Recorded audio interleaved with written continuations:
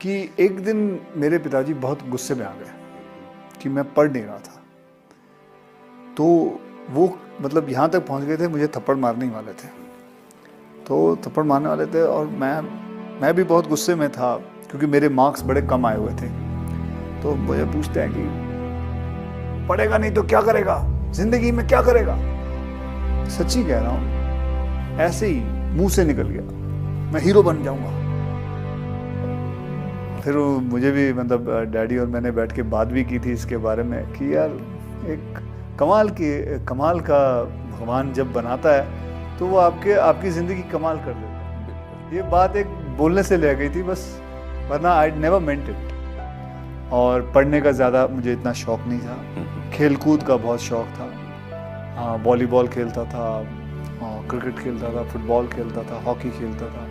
Sports की कोई भी चीज़ आती थी तो मुझे बहुत शौक़ होता था। पिताजी कभी कभी डांट लगाते थे कि बेटा पढ़ भी लिया करो, तो इतना फिर कहते थे बेटा पढ़ो, इतना तो पढ़ लो कि कम से कम 2 दूनी 4 होता है। अंग्रेज़ी थोड़ी बहुत आनी चाहिए, हिंदी लिखना आना चाहिए, पढ़ना आना चाहिए, मराठी आनी चाहिए, इतना बहुत पढ़ लो। मैं समझ सकता हूँ कि पढ़ने का इतना शौक़ नहीं है क्योंकि कोई बच्चे होते हैं। फिर मैंने भी कराटे ज्वाइन किया और कराटे में फिर मुझे इंटरेस्ट आने लग गया, मार्शल आर्ट में इंटरेस्ट आने लग गया। तो मुझे उन्होंने कैसे पैसे जोड़ जोड़ के मुझे बैंकॉक भेजा। वहाँ मैंने 5 साल कराटे सीखा। वहाँ फिर मार्शल आर्ट, थाई बॉक्सिंग सीखी, वहाँ बैठा रहा। फिर उसके बाद मैं कलकत्ता पहुँचा, वहाँ काम किया। फिर ढाका पहुँचा, वहाँ काम किया।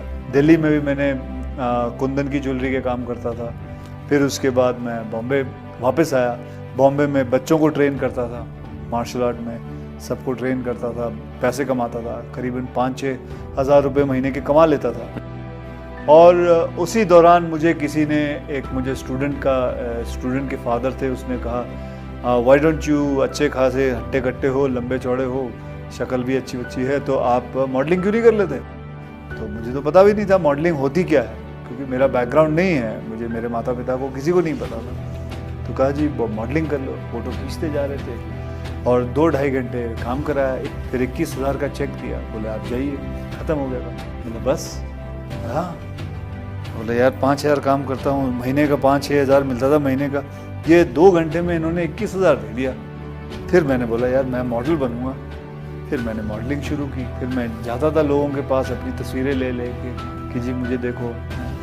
फिर करते थोड़ी बहुत मॉडलिंग की। फिर मैंने रैंप वॉक किया। उसके बाद करते किसी ने एक फ़िल्म ऑफ़र कर दी। फिर मुझे मिस्टर प्रमोद चक्रवर्ती जी मिले।